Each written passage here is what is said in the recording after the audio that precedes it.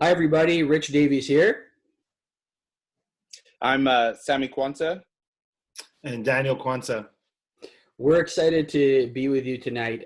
This is the trio that originally came up with the idea of the People You Know show. And we want to just tell you a little bit about that story tonight and to talk about it, to tell you what our idea is and what our heart is. This all goes back to September of 2018, where the three of us were at a breakfast for the Transformation Church 30th Anniversary Conference.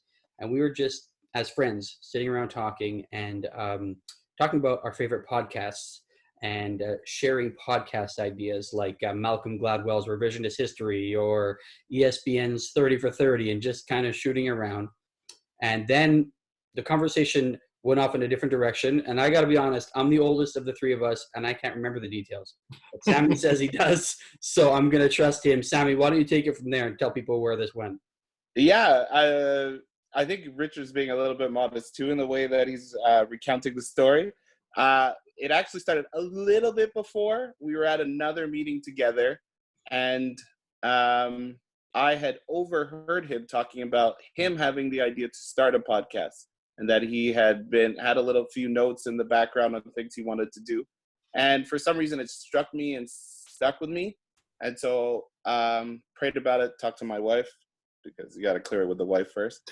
And then said, maybe the next time I get a chance to speak with Rich, I'll mention it.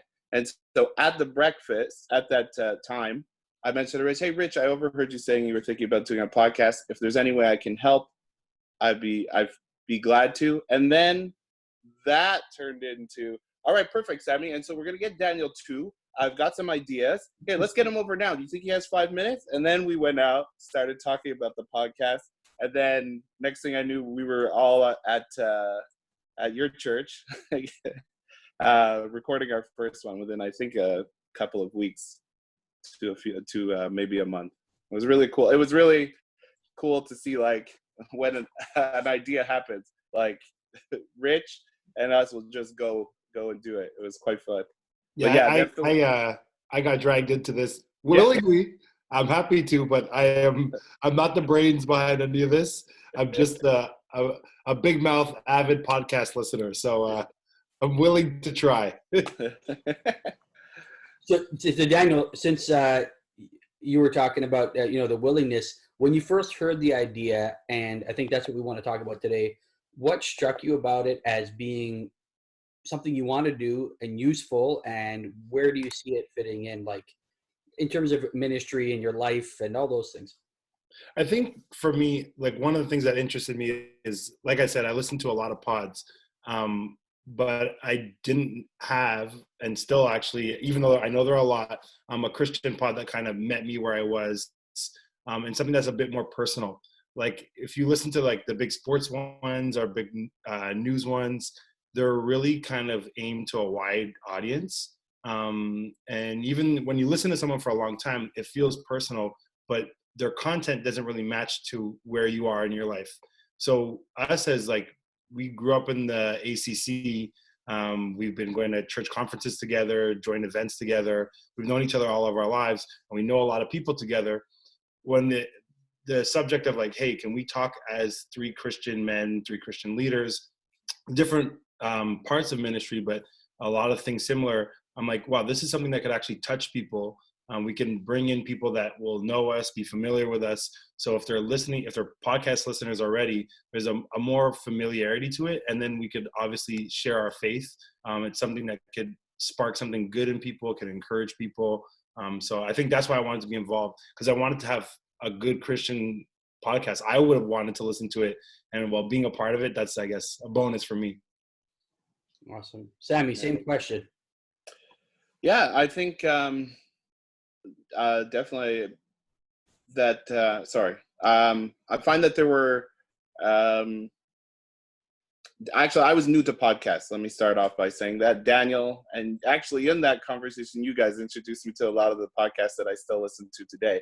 And Daniel's right. I searched at a certain point for some Christian podcasts and listened to some different content that was out there. But I think the idea of the ACC having a podcast was attractive to me, all because of all the reasons that Daniel said, but also because I have a strong sense that there has to be a unity, both within the body, as in our churches, but then also nationally. And I feel like, just like we talk about in our churches, there, the body is different parts. So are our churches nationally. And I feel like this is a way for our churches to connect, to see the stories that are happening with people that they know, with people that they know from seeing time to time, like you said, from seeing them at our conferences. And I think that there is a value in helping us, the people who remember these stories or remember these people, and for the new people coming in to really feel a sense of unity. And that's why I always felt like the title that was chosen for this podcast and YouTube channel was perfect, just because it is a big sounding board for that unity that I think people also identify to in listening to this.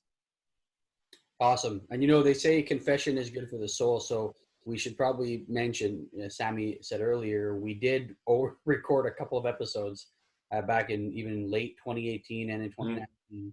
Did a couple of interviews, even with a couple of different people from different countries, actually. But all three of us are professionals in different ways.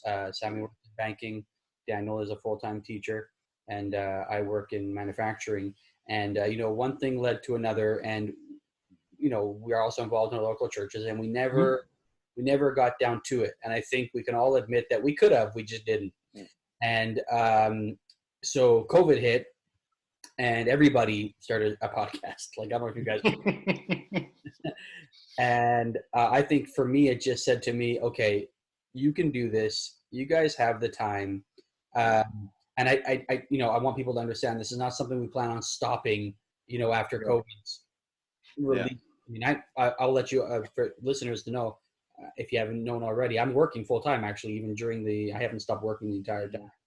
But I just want to reiterate what you guys are saying. It's just, I've met so many interesting people over the last 40 years. To let all of you who are listening on a little secret, Sammy, Daniel, and I met last week, and they were sharing their ideas of different people they thought would be cool to meet with me. And I was like, oh yeah, that person. Oh yeah, that woman. Oh yeah, that man. Like, they're all so cool and interesting. And I think it's important for just Christians and people in our own church to understand that there are some really interesting stories, interesting testimonies, which you may not ever be able to hear under a normal service. Yeah. Well, Rich, I just wanted to add to that. I think one of the things about like being a part of a national church and even a local church is that you get to be connected to people on a personal level.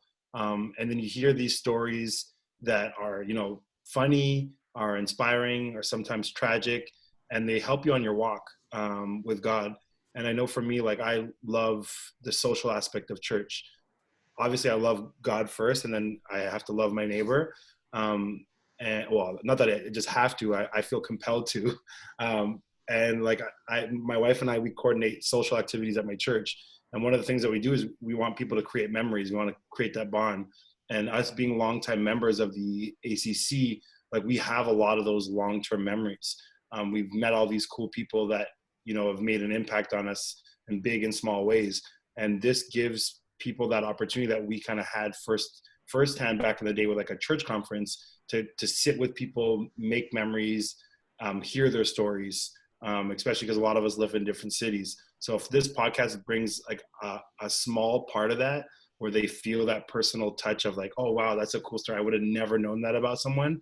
That's how you build that bond that I think is so important in God's church and God's body, right? So I think in one sense, there is a spiritual, godly component to this where we're doing God's work of unifying people.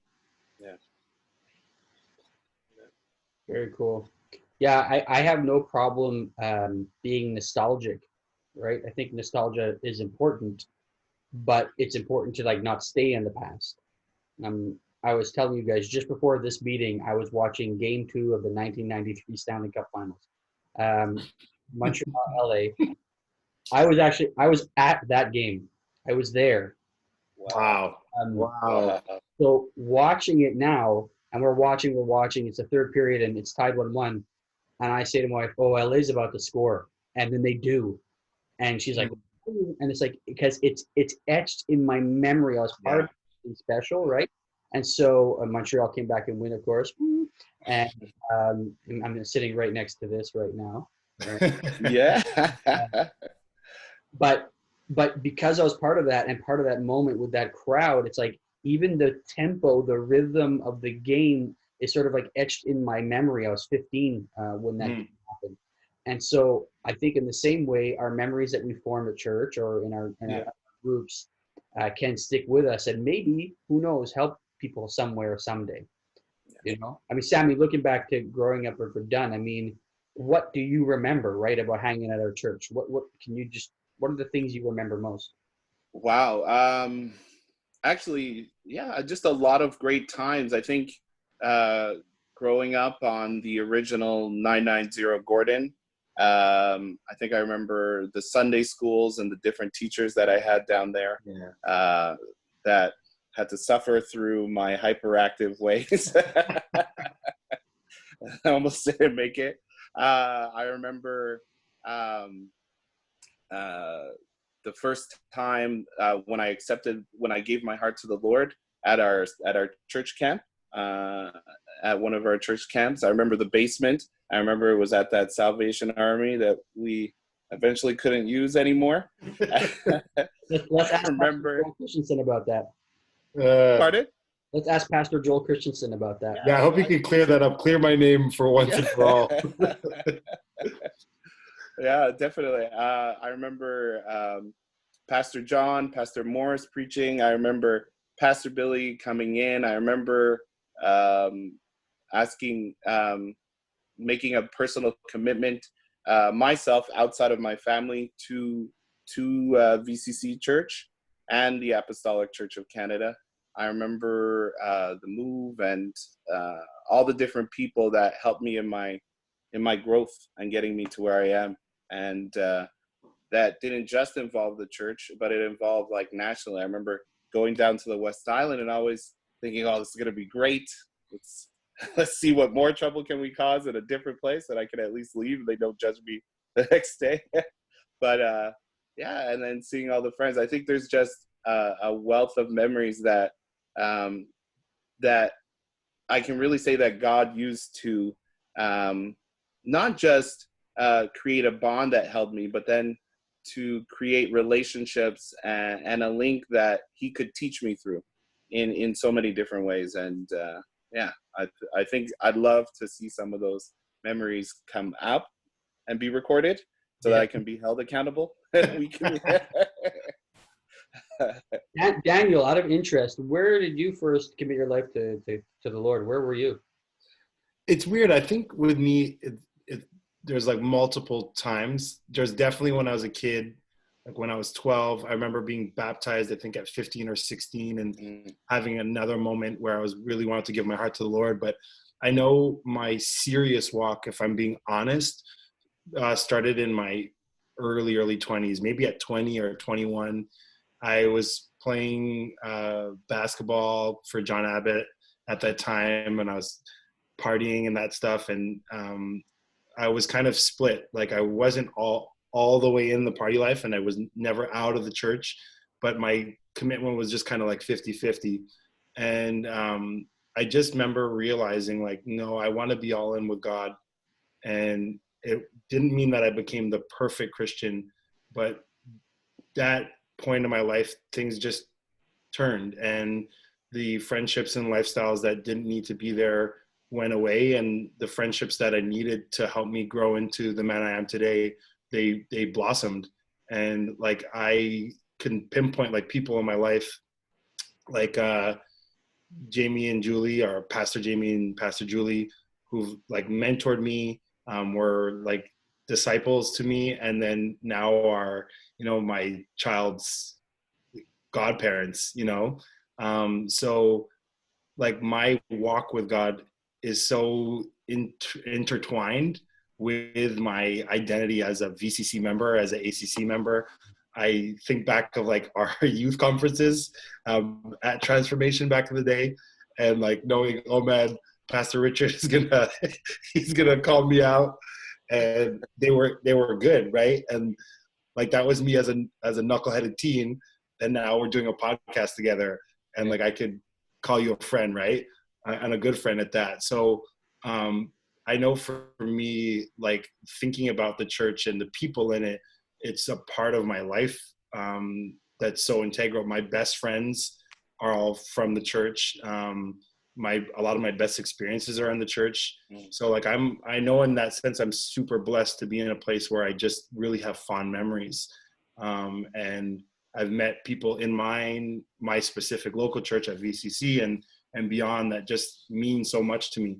So like I've always wanted to be I want to be involved in something that I could tell people the joys of being connected the way we are. You know, there's a lot of negative sentiment about churches for people who are outside of it, and I think we could be like kind of like the other side without antagonizing, not glossing over that there's problems that exist in churches. But I think all three of us truly benefit from good, healthy churches and the people in them. And I think it would be great to share that. Yeah, there's a lot of talk about like legacy, you know, like what are we coming from and what have we left, what are we going to leave behind? Just listening to Sammy, you know, Sammy, I was saved in the exact same basement that you were. Yeah, Wow. it was 1988. I remember it was 1988. Yes, it was. Yep, in the same basement at that same camp. Yeah. Right. And so like now that you didn't know that and I didn't know your version, now we're like forever linked, you know, like that's, Yeah. and we wouldn't have known that if we didn't have this discussion. Yeah. Right? And I think that's what shows the value here. And Daniel, when you talk about those few years, I think it was the early 2000s when we did those youth conferences. I still look back at those, and the help. I think it was you know, Val and myself, Brian and Emily Hazel, Joseph and Yajukin, Jamie and Julie, Sammy helped a lot. I mean, Sammy was always a team leader, and I don't know how we pulled it off. We did a whole week just traipsing around Montreal. I remember, honestly, I don't think I could pull it off now.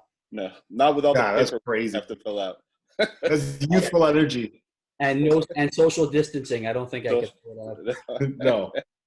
But I mean, we used to tell you guys to get arrested, and my goodness. Oh, if you want some of those stories now, Rich, but I think we might have to save that.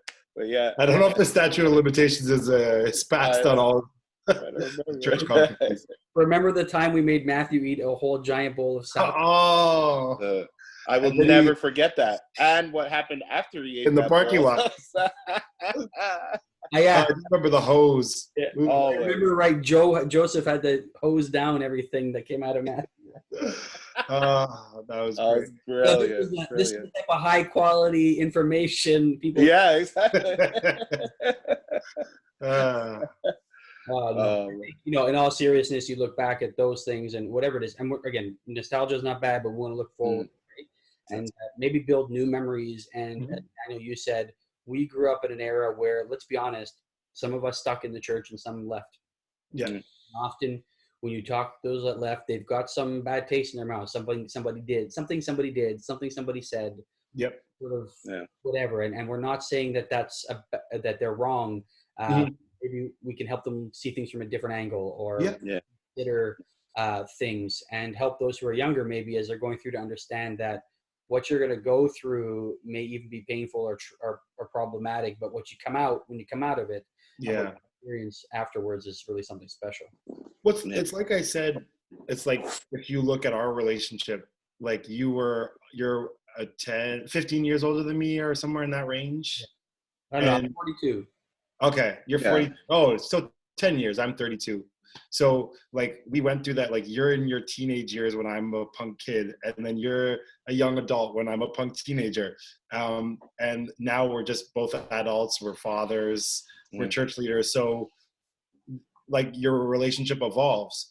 I think what hopefully we can show is that there's going to be rough patches. Those are normal. That's life. You're going to go through that with your family, your friends, your bosses, whoever. But like you said, it's not to criticize those that left, but I think those of us who've stayed together, there is a benefit to having a friendship that has been going on for 30 years, for 20 years, for 15 years. And I pray for people that have left that they find somewhere they could be rooted and build that.